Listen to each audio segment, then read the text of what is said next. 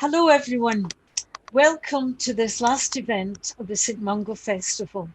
And of course, on behalf of all the trustees, and I, as chair of the Medieval Glasgow Trust, welcome everyone who's pressed their button, watching this from the warmth and comfort of their homes.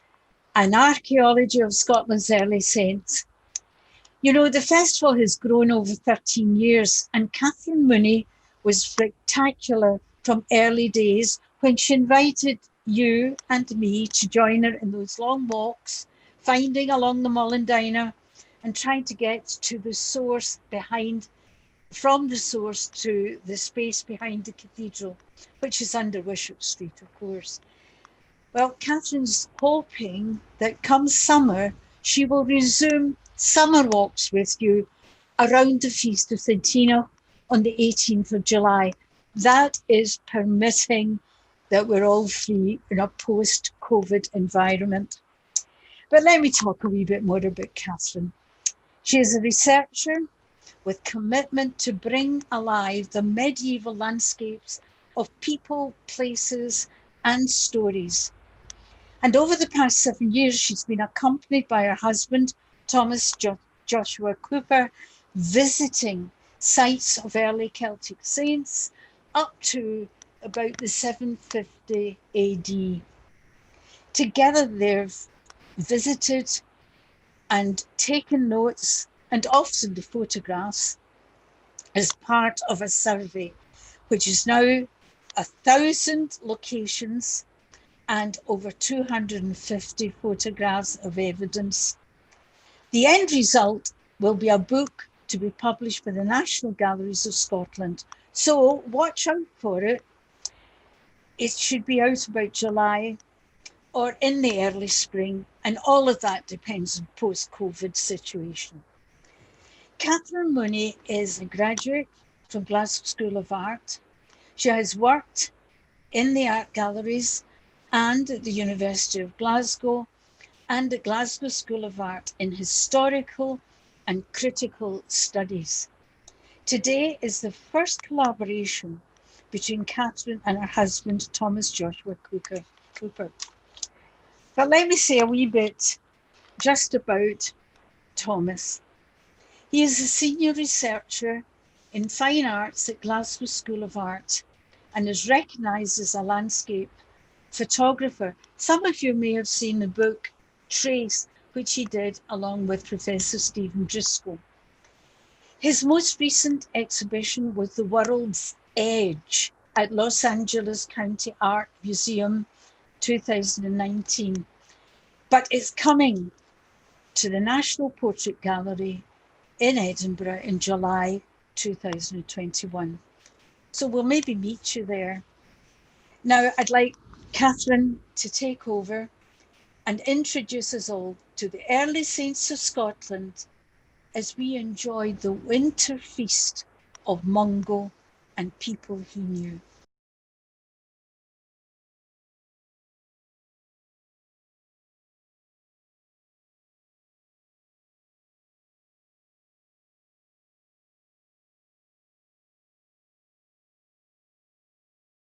Hello, welcome to St Mungo Festival 2021. My name is Catherine Mooney. I'm going to talk to you about a project my husband, Thomas Joshua Cooper, and I have been working on for the last 6 years. To ensure that nothing goes wrong technically, we've recorded the talk in advance with questions live at the end. In this talk, I'm going to retrace the life of St Mungo. I'm going to show you pictures my husband made at some of the sites we visited. The story starts in 2014 when a distant acquaintance invited my husband to be a judge in a local children's art competition. And by way of thanks at the end, he was given an icon of St Mungo. It's been on our mantelpiece ever since, and I'm very fond of it. It was made by Thomas and Joseph Davy with Nick Hunter, and it's made of resin. The following year, we were invited to the annual lecture given by somebody terribly important, and my mind began to wander. I wondered, how did St Mungo get to Glasgow from Fife? Why did he make the journey? How long did it take? What route did he take? Why did he stay here? The only information I had at the time was the rhyme from the coat of arms. There's the bird that never flew, the tree that never grew, the bell that never rang, and the fish that never swam. The tree referred to is in the coat of arms. It should be a hazel tree, but it's an oak tree in the picture. And it's the story of Mungo being left in charge of a fire. Some boys who were jealous of him put it out, and he miraculously relit it. The bird that he revived, a bird that was harmed or killed by his classmates, and he revived it. The fish is a longer story. The fish has a ring in its mouth. A princess, a queen was married to a king, but she preferred someone else. The king had given the queen a ring. She lost the, well no, she didn't lose the ring. She gave the ring to the man that she preferred. The king heard this and asked to see it. However, the friend had dropped it accidentally in the Clyde, and she couldn't show her husband the ring, so she was in trouble. She was found by St Mungo crying under a tree. She told him the problems that she was having. He told her to have fishermen go and cast their nets. They caught a salmon. Inside the salmon was the ring. Her honour was preserved. The motto to go with the coat of arms, let Glasgow flourish. It's an abbreviation of the phrase, Lord, let Glasgow flourish by the preaching of the holy word, which is something Mungo has said at one of his sermons.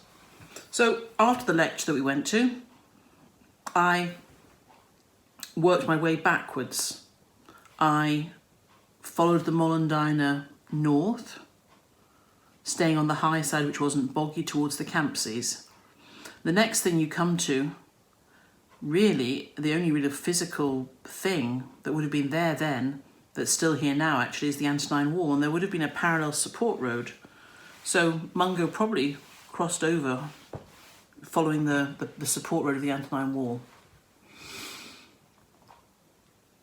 I was struck by how little the landscape had changed, and I could see the undrained boggy land, and suddenly the story really came alive to me. We decided that we'd wind the story a bit further back, and so we decided to start our journey not at Curas, where Mungo was born, but at Trepain Law.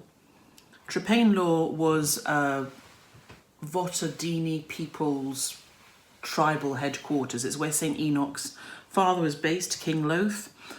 He had dynastic aspirations, and he wanted to marry his daughter off to a man called King Oswin of North Reigate, which is North Cumbria. Anyway, they met, they didn't like one another.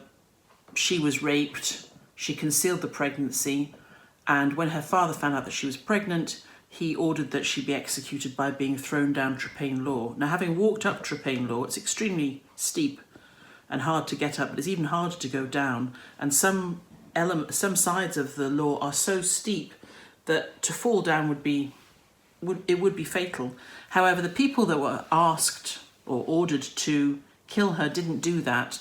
They lowered her down gently to the bottom of the law, and then they took her to Aberlady. Aberlady is not very far away. It's more or less a straight line from Trepain Law to the coast or to the edge of the river. People who put her in a coracle, a one-skin coracle, so it'd be very small, it would kind of bob along. And they would have known that the tide would have taken her to the other side, so they didn't just carelessly chuck her in and forget about her. She arrived at Curos in Fife. She almost immediately had her son, Kentigern, and she's taken in by a man called St Cerf. At Curos at the time, there's a man called St Cerf running a monastery. So he's probably running a church single-handedly and running a school for boys. We don't actually know a tremendous amount about him. we do know that he was extremely fond of Mungo, and he called him Mocha, or what we pronounce Mungo, and it means dear one. This would be a good point, I think, to say what a saint is. A saint is somewhat, not at this time someone who's recognised after death, but within their own lifetime as being a good person, referred fondly as a saint. So I thought I'd see what other places there were relating to St Mungo. So I looked at his name. So he's got two names now, Mungo and Kentigern. And there are a lot of places associated with him. 8 places with Kentigern, 46 with Mungo in Scotland, and about another 10 in England and in Wales. I plotted the place on coloured maps, and we set out to visit as many as possible. Before visiting the places, I would look at National Library of Scotland maps, read books. The maps get you so far, but then when you get to a place, you maybe don't have a description of what it is you're looking for exactly. And a well isn't a well could be a puddle. It could be a scooping out of rock by a burn. There's no way of guessing what it's going to look like. So we often have to ask for help to find them. And usually if the people say that we're nowhere near it and they've never heard of it, we're usually right on top of it. Why did Mungo make the journey? He was 25 at the time, living in Curos with his mother and St Serve in a boys' school monastery. He was on a mission to visit a sick man called St Fergus, who on his deathbed asked to be buried in the consecrated grounds of St Ninian's graveyard at Carthuers. That's Cadder to you and me. St Fergus lived 10 miles on the other side, 10 miles west of Curos and over the river. So that the most difficult thing to do would have been to cross the river. Mungo apparently enlisted magically 2 white oxen to draw the body of Fergus. Now, white bulls, or any bull, they're quite strong, and they do make good drays, but they can only walk 12 miles a day. And as it would happen, Carnock to Carthuers is only 21 miles. Taking into account that St Mungo was 25 at the time, he would have been in his prime, and a 12-mile-a-day walk would be easy. I also thought about what the weather conditions would have been. It would have had to be at a time of year when the ground was firm and it was dry, because if you had bulls and a cart, it would have been too boggy. So I'm thinking over the time of year when we have those very, very long summer days. How did he find Carthuers? Well, maybe he'd been there before. He probably didn't have a map, but there wouldn't have been that many places along the road. He was educated, he was literate, and he also would have been comfortable with the local culture. He would have been safe from robbery and harm because he was a holy man, he was performing a good deed. People would have been frightened of the dead body and stayed away. And he would have walked along the Antonine Wall. When it takes a turn, come away, you've come to to Cadder and the consecrated grounds. He would have performed a service for Fergus. Why he didn't go back, I don't know at this point. Maybe he was going on to Govan. He continued south until he came to the Molendyne, and he stayed in the high side. He came across the Dean at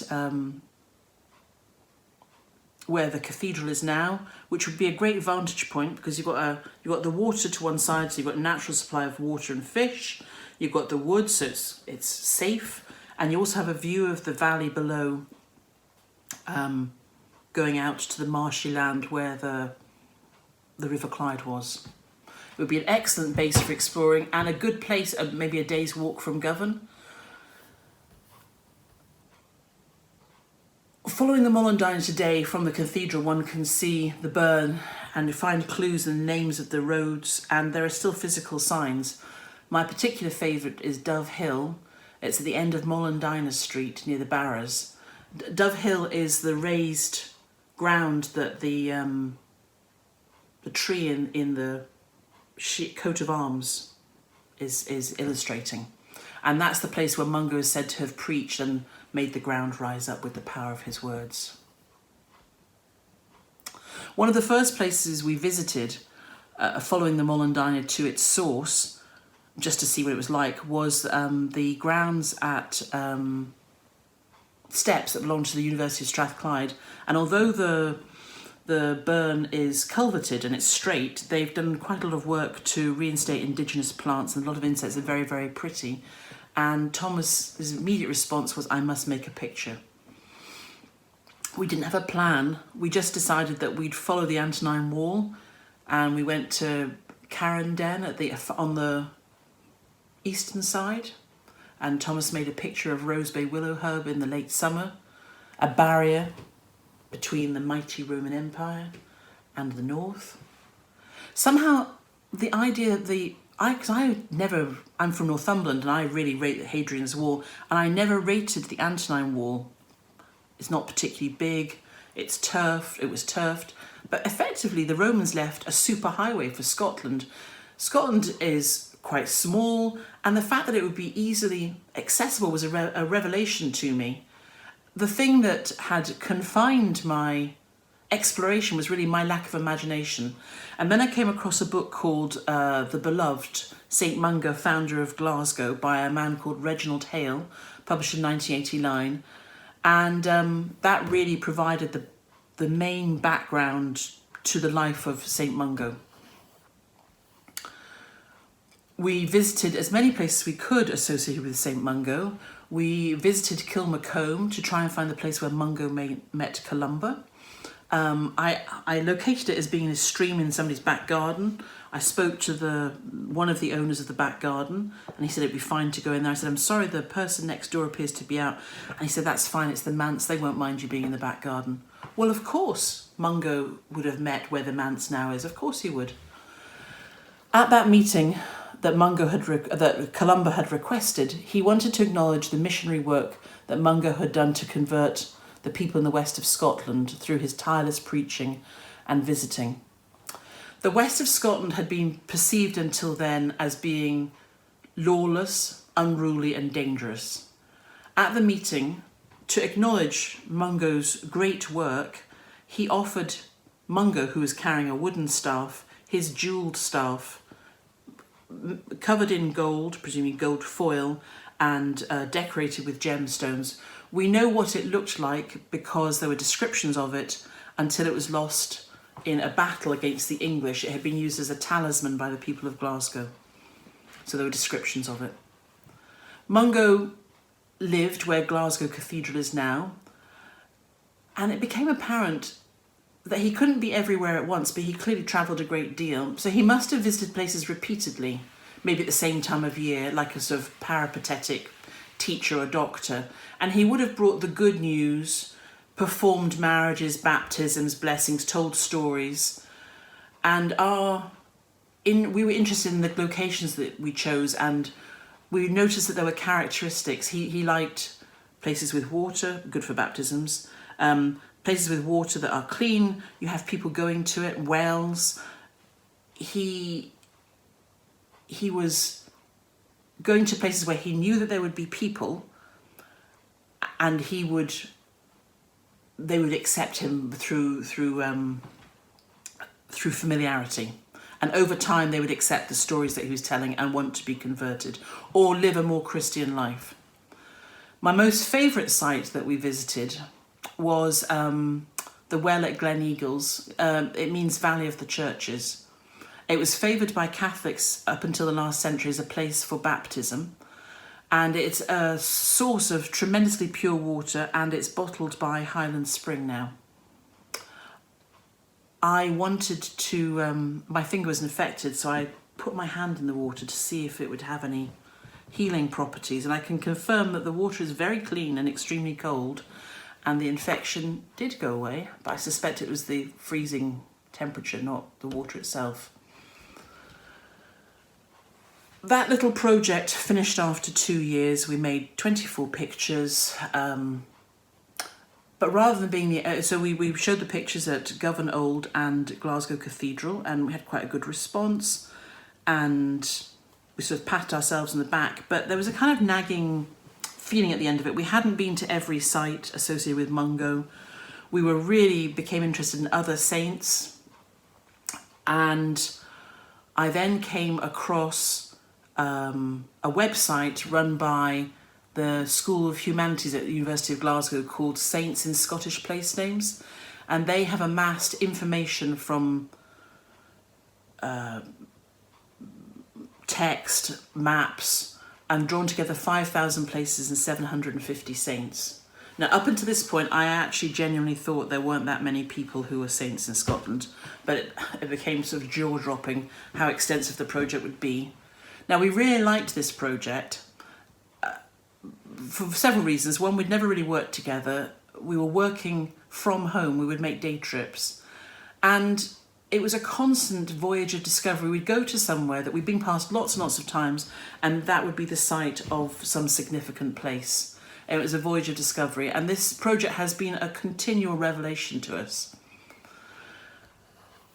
It might be useful to talk a bit about Christianity at this point. Christianity in the West and North was different from the Christianity that was brought to England by Augustine.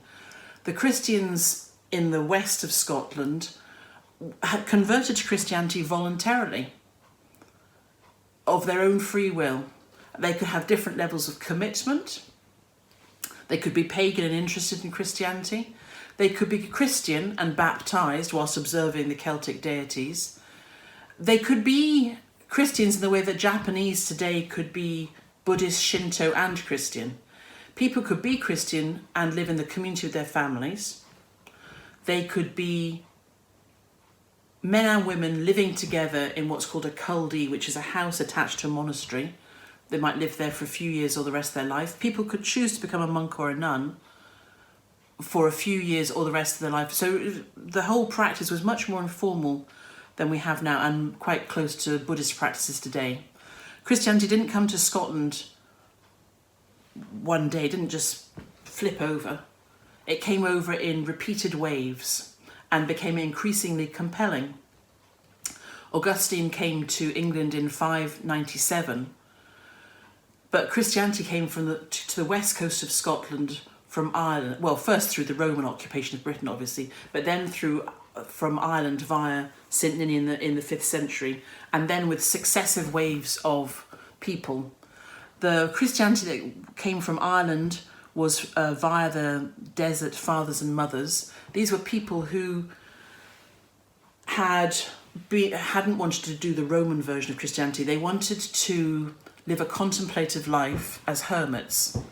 And this became so popular in Egypt that the monasteries became full, and it was not possible to live like a hermit. And so they moved further and further away. Eventually, Ireland became a destination they really liked. It offered a different kind of solitude, very low population, and they really liked the sea because it had similar qualities to the desert in terms of contemplation and being able to live as a hermit. These people weren't travelling to evangelise or be missionaries. They were making a pilgrimage for Christ. They were peregrinati who left without saying goodbye. They didn't return home, often because they either died or through misadventure.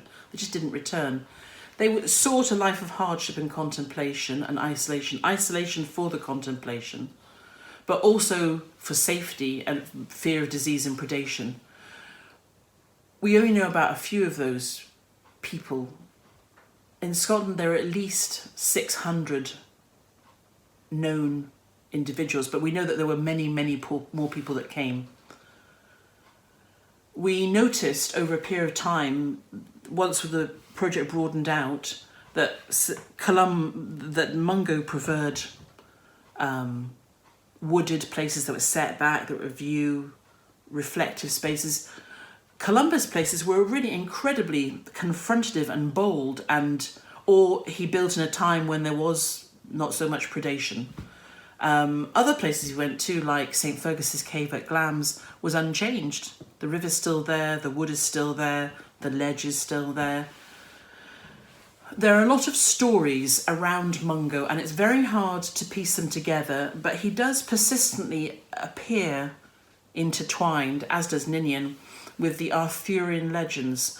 Now, it would seem that Merlin died before Mungo was born, but in the Mungo story later, there's a suggestion that Mungo met Merlin sometime after a battle in 573.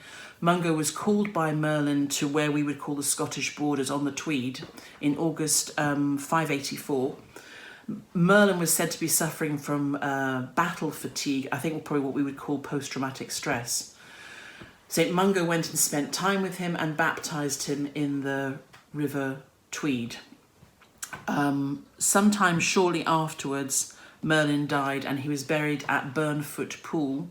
I was quite intrigued to go there. It felt like a really special place. It was a sort of flat, rough field, scrubland with very, very ancient hawthorn trees. That seemed like quite a good resting place for a troubled person. Mungo later founded a church nearby at Stobo. Mungo is remembered for having performed a number of miracles, and I touched upon the bell in the rhyme, and I've given this a great deal of thought. Was he given the bell by the Pope? Did he go to Rome and get the bell, or was the bell sent to him? Both are possible, because we know that there was communication between Rome. We know that St Andrew's relics were sent from Rome to the East Coast, so we know that's possible. I think it's actually quite likely, and it would seem that in the last decade of the 6th century, sometime after 590, in the Common Era, when Mungo was in his 70s, he probably followed the Caminos to Rome. And I think, given that he was extremely fit and walked huge distances, that he probably made that trip in 1 year. The pictures, I think, might look a little bit similar one to the other because the seasons, we only worked in the summer, which is the same time of year we felt that people would have been travelling. The days for us are longer, the weather's better, the ground is firmer. I would choose where we'd go. When we got there, Thomas would then go out and poke around. He'd go off for a few hours for a walk.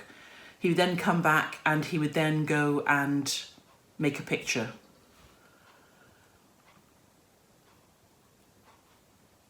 The picture he makes with a very old Agfa Ansco field camera.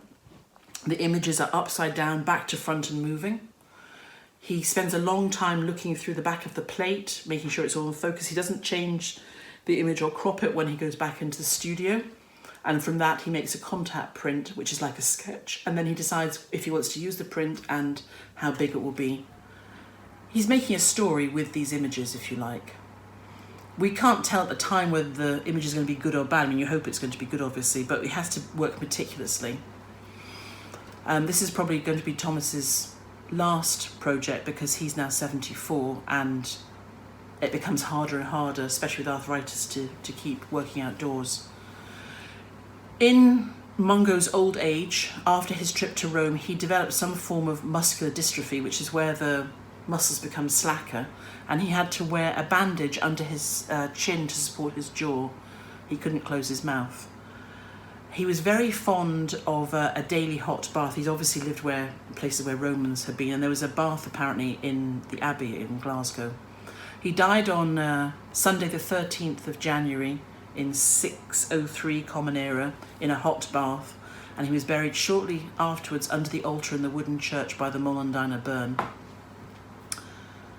The story doesn't finish there with his death. Pilgrims went to Glasgow to pray at his relics, and 600 years later a stone church was built on the site, and from there we have the flourishing Glasgow today. This project is about our home. The images are of the interior, of trees and streams and sometimes flowers, of forgotten places. Thomas is allowing light and movement to make marks on a sheet of light-sensitive film, a moment in time. The pictures are of places that were once important, that people now pass by every day. They're intimate and small, and the subjects, although often similar, forced Thomas to try and work in a new way. develop a different visual vocabulary. This project isn't finished. We've still got places to visit: Wales, Ireland, Brittany, the Channel Islands, even the Netherlands. It's just a long goodbye at a very slow pace. We're presently working towards a publication at the National Galleries of Scotland using these pictures that I've shown you. We're way behind because we observed lockdown and the restrictions to travel.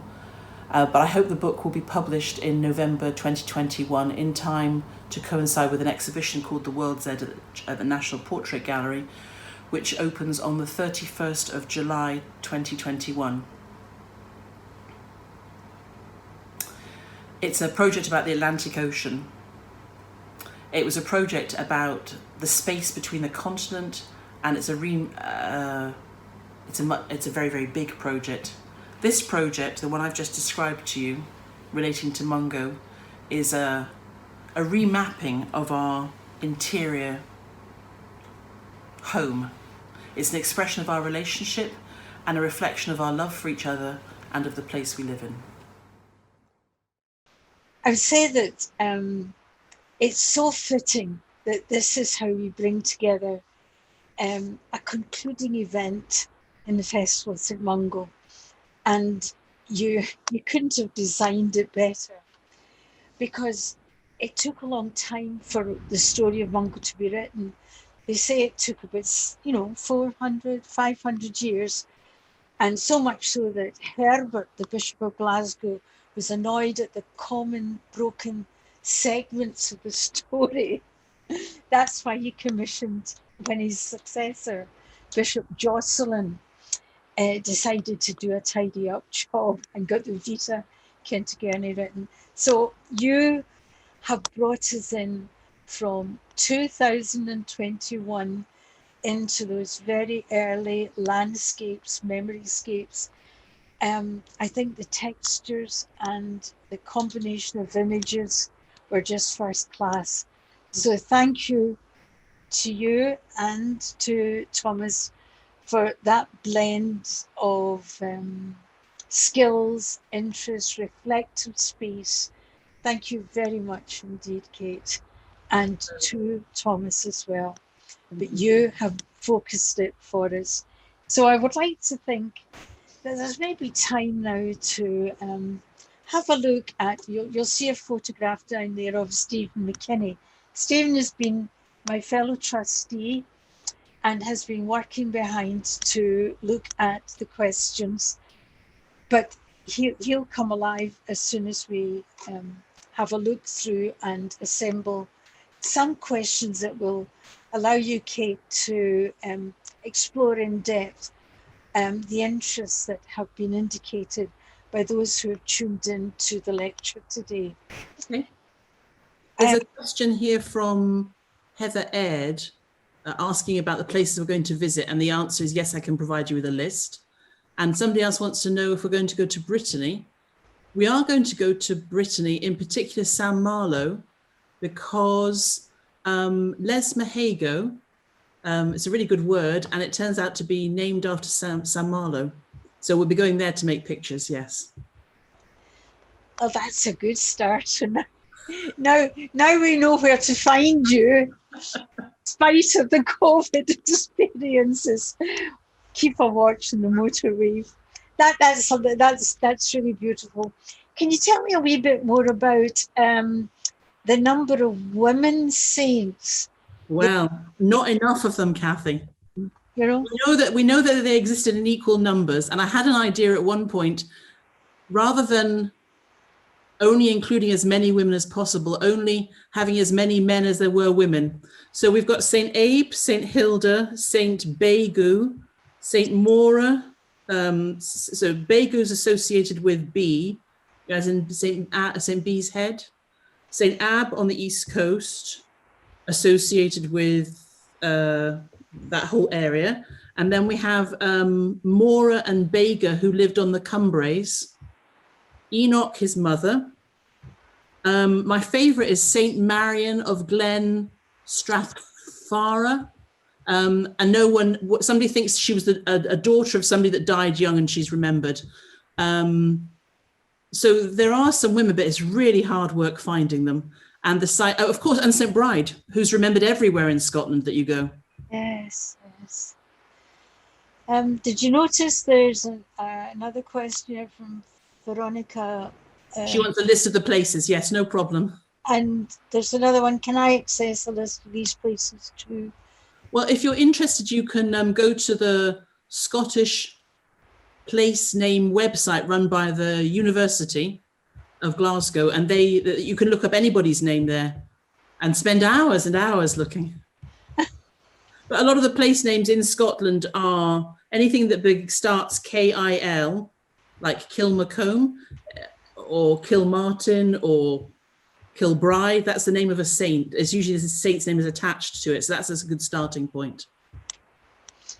It's interesting to hear that, because from children's point of view, it's very hard for children to grasp how someone like Mungo, to make him real for them, unless they've got happy associations with older people.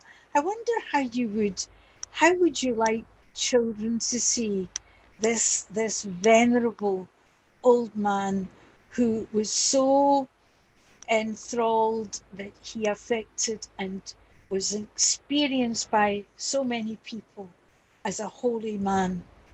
I think we should think of him as an incredibly athletic, long-distance runner, more like Mahatma Gandhi or somebody like that. Very, very, he must have been so fit, and he must have walked huge distances every day of his life to have covered the areas. So I think we're thinking about him in a slightly wrong way. So if you take your children out walking somewhere, look at the place names and look at what they mean. That's how it came alive for me. I like the touch. There's from Stephen. Are you interested? You haven't mentioned any saints in the Western Isles yet. Columba has been extremely active in the Western Isles.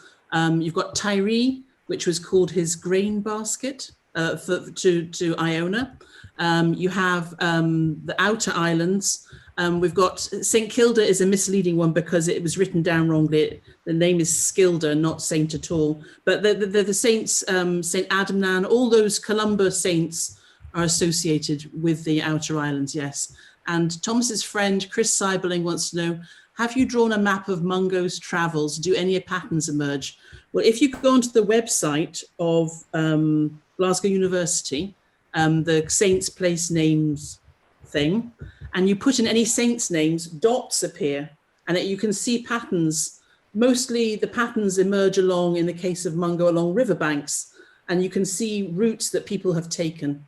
So yes, there are patterns that you can see, and each person has a different pattern. And then you have layers, because obviously Ninian came first, and he has his pattern, and then other people embellish parts of his pattern. So St Surf does a bit, Mungo does a lot, Enoch does her bit. Yes, you can see patterns. So I think you've really you've opened up the city's profile a bit.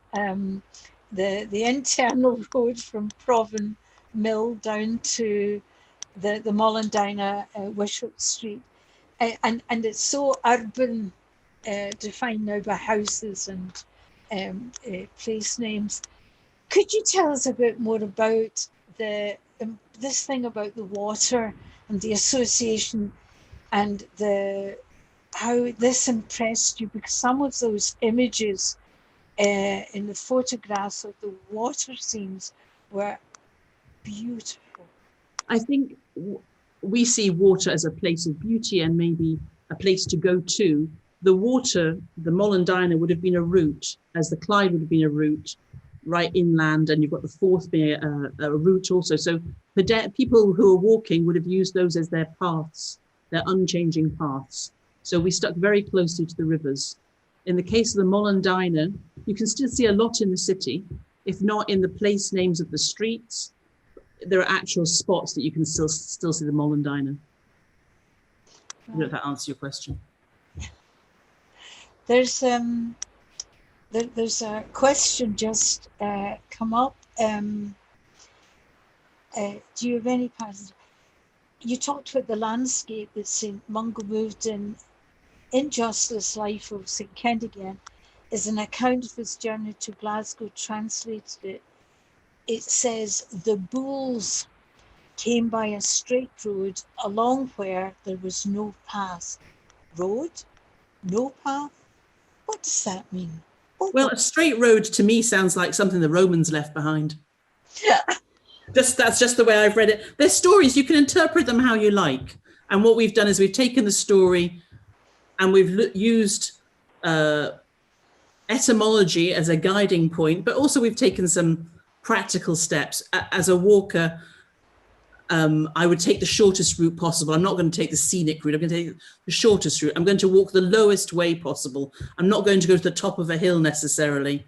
So the Molendyna is particular because it lies where there's a natural geological fault. So the north and west side is high and dry, and the east and south is boggy. So we know that he would have walked on the north side. Right. There. Just a further question. We sailed to the McCormick Islands off the mouth of Loch Sween, and we saw a hermit's cell. Is that of St. Columba's time or before it?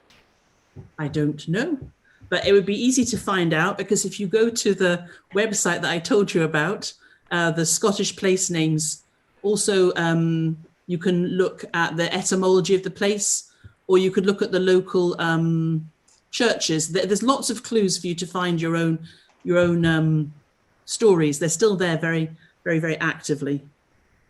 And that's been the great delight, to find all these things that we've gone past lots of times and not noticed. My favorite one is St Conval. He's a companion of Columba. He apparently had a dream. He got on a stone and he surfed over from Bangor up the Clyde, and his stone is preserved in a fence by the Argyle Hotel in Renfrew. And he preached in the Eastwood area of the city. But he's the patron saint of Cumnock. So all these things are still there, and very kindly Historic Scotland have preserved his surfboard. Here's another interesting question.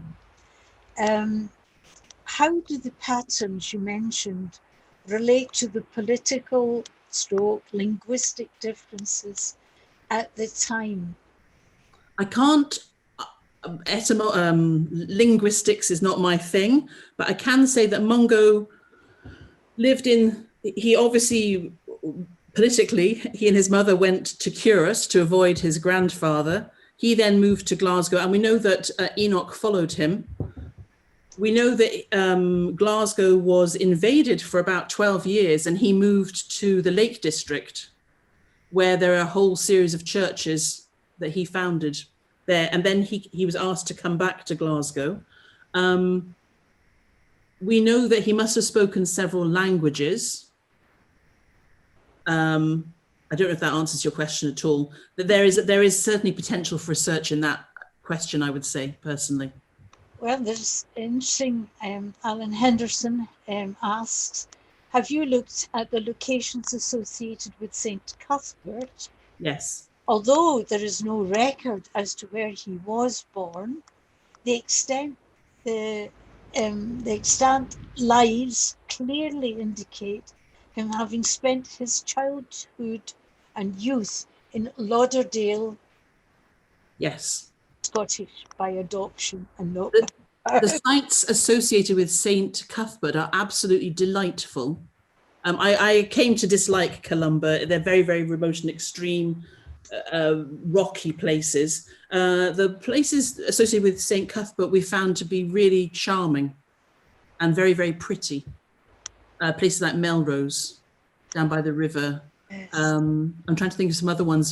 The places associated with Cuthbert were absolutely lovely. There's another interesting question. My favourite photograph was of Hodham, Annan River.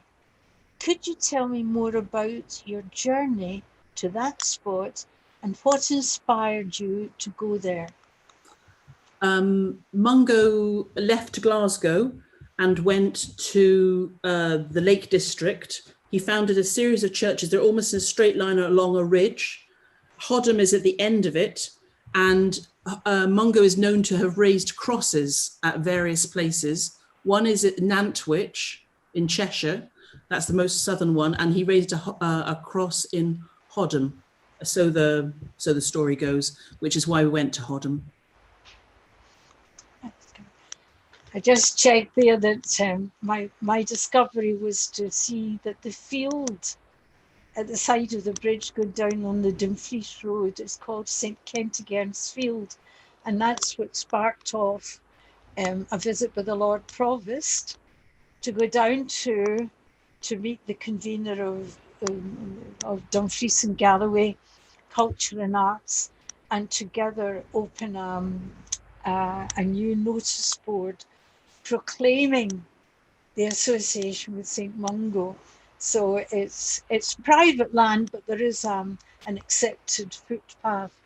But it's a good river for fishing, they tell me. He was obviously quite active in the Dumfries area, and possibly that relates to him being active in the Lake District also.